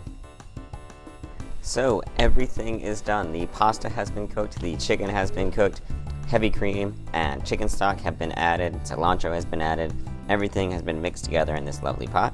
So it's almost done and ready to eat. But first, we're just gonna add some Parmesan cheese over the top. I like a lot of Parmesan. You can add however much you want. And then once you've added however much you want, you're just gonna mix it all together. Bring that lovely sauce back in. And then you can just give it a taste. Wow.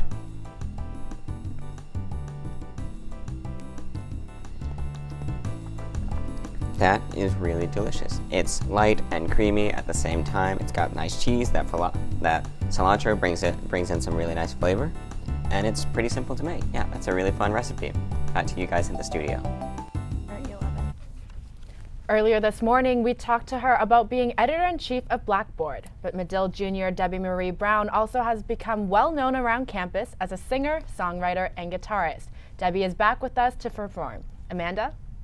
That's right. Thanks so much for being here, Debbie. Thanks for having me. Yeah, of course. Well, after releasing 2 albums in 2017, you released your newest EP, Not Too Fast, this past January, right? For sure. Well, that is just incredible. When did you start playing music? I started playing music in 3rd grade, playing violin. Wow. I started playing guitar in 6th grade. I learned clarinet in the 11th grade. I've always been sort of picking something up new, but I played a lot in church growing up on worship bands and praise teams, so I'm pretty used to that. Oh, love it. Well, for your newest EP, where did your inspiration for that really come from? Inspiration was probably the quarter system here and how intense it is and how fast-paced it is, and it's just reminding ourselves and reminding myself hey, the school wants you to always speed up and you just need to chill out, don't go too fast. Love that. And, what's next for you? Where do you really see your music going in the next few years? I always see my music being a part of my journalism even. So I probably will stay in Chicago, maybe get a job in journalism, simultaneously performing in the city. So I'll always be doing music for sure. Oh, love it. Well, we are so excited to have you here and we can't wait to hear you perform. It's all your time. Take it away. Thank you so much.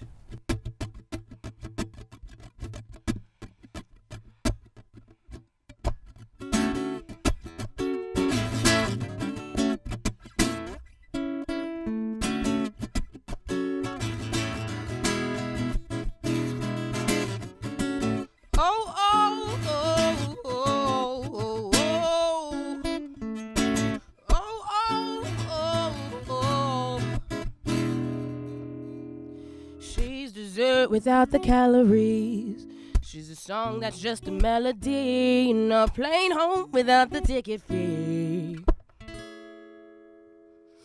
She's the A without a book to read. She's a tax-exempt salary, and Shakespeare minus the tragedies. Oh, oh, oh, oh, oh, oh.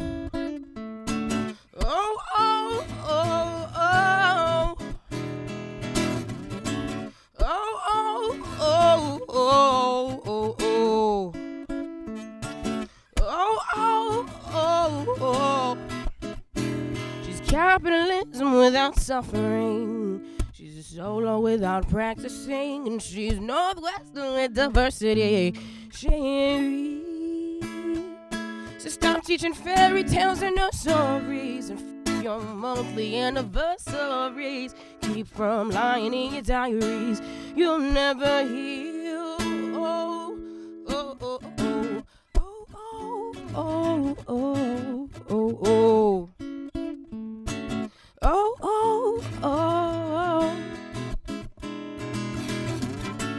Oh, oh, oh, oh, oh, oh. Oh, oh, oh. And suddenly I realized what it means to be in love. Never really see you stare at till it's a crush. And I pray that eventually I'll see you as you are, and I'll stop doing this to my heart. Over gazing at you like the brightest of the stars. I'm through with seeing you as glue and I'm falling apart. I pray to God from this day on I'll see you as you are, and I'll stop doing this to my heart. Suddenly I realize what it means to be in love.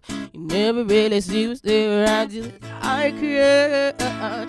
I'll see you as you are, and I'll stop doing this to my heart. Over gazing at you like the brightest of the stars. I'm through with seeing you as glue and I'm falling apart. I pray to God from this day on I'll see you as you are, as you are, as you are. Oh, oh, oh, oh, oh, oh. Oh, oh, oh, oh. Oh, oh, oh, oh, oh, oh. Oh, oh, oh. Stop doing this to my hide.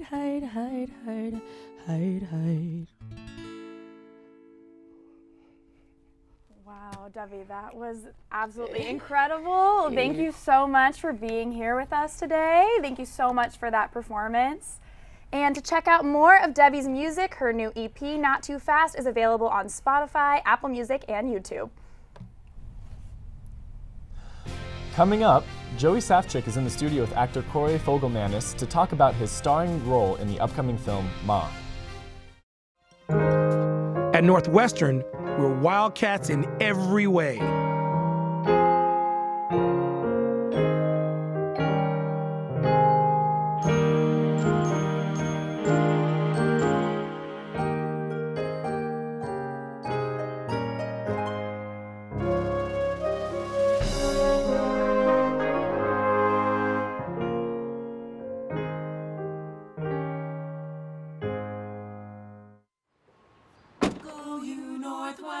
Northwestern break right through that. With our colors flying, we will cheer you all to go. Go you Northwestern, fight for victory, sweet victory, spread for the fame of our fair name, and go Northwestern, win that game. Go Cats! With summer break coming up, there are many fun events happening to round out the school year. Here is our E-Town event guide. First, A&O and Seed is hosting their annual outdoor free concert, PhilFest. This will be happening on May 27th from 1 to 4 p.m. on the Norris Lawn. There will be a lineup of indie and electronics artists, as well as fun activity tables, perfect for some chill vibes. On May 29th, Northwestern is welcoming Boots Riley, the writer and director of the film Sorry to Bother You. There will be a free screening at 6 p.m. at McCormick Auditorium, followed by a conversation with Riley. And if you haven't gotten a chance to check out the Class You Never Got to Take event, there are still 2 more opportunities left. There will be a lecture on African American feminism on May 29th at 11 a.m. and another one on reproductive justice, labor, and abortion on May 30th at 1 p.m. Both lectures will be held in Harris 107. If you're not down for Dillo Day festivities, check out a CPR training class for $27 hosted by the Community Health Corps. There will be one from 11 a.m. to 1 p.m. on Saturday, June 1st at University Hall. And if you're in more of an artistic vibe, you can take yourself on Evanston Made's annual artist studio tour. You can shop for new art and meet Evanston creatives anytime from noon to 5 p.m. on June 1st.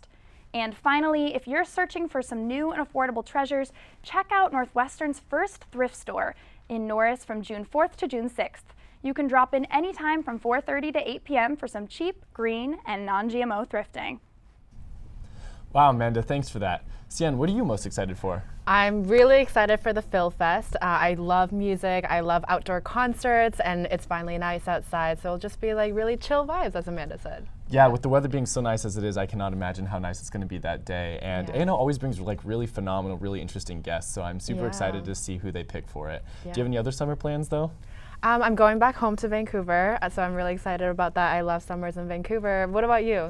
Yeah, I'm going to be in San Francisco over the summer, so I'm super excited for that. It's going to be a little bit foggy. They have fog all the time there in the summer, so we'll try to get out and go back to Southern California, where I'm from, to get some more sunshine. Oh, we'll be both West Coast living. Yeah, exactly.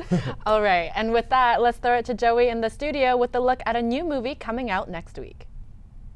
It barely feels like summer here in Evanston, but if you can sneak away from studying for a few hours, you can already catch some of this year's blockbuster films. Ma, which opens this Friday, is a psychological thriller about a middle-aged woman who befriends a group of teenagers by letting them party in her basement. It stars Octavia Spencer and comes from Blumhouse Production Company, the company that brought us Get Out. Here's a peek at the trailer. Excuse me, can you buy some booze for my friends and I? Not interested. Please? This is the most fun I've had in a long time. I have to be totally candid. I wouldn't normally be able to sit through a horror film like this, but I will be at opening night on the 31st because Corey Fogelmanis, one of the film's stars, has been one of my best friends for years. Corey is Skyping in from LA to tell us about the movie. Hi, Cor. Hi, Joey and everyone. How are you? I'm very good. I'm so excited about being one of the first guests on this show. This is so cool. I'm so proud of you. So I remember when you first auditioned for this role. It was well over a year ago now. And you were so excited about the script. So how has your relationship with the character and your relationship with this film progressed since that first audition? Yeah, that's a great question. It's really cool. I feel like most of the things that I've booked and that have been a part of my life have felt like they clicked from the moment that I first read them. It felt like the right thing, the perfect thing for me. So it's been really special. I've been probably on this for about 1.5 years. So it's super cool for it to be finally coming out. I'm so excited. What was the most surprising part of the process for you, and what was the most exciting, new, challenging part? I'm always looking at things in terms of what I can learn from them and how I can take them and grow. There wasn't a single moment where I didn't learn something on this set, and I really do feel like this was a life-changing experience. You've been to Northwestern. You've visited our campus. We have some pictures to pull up here.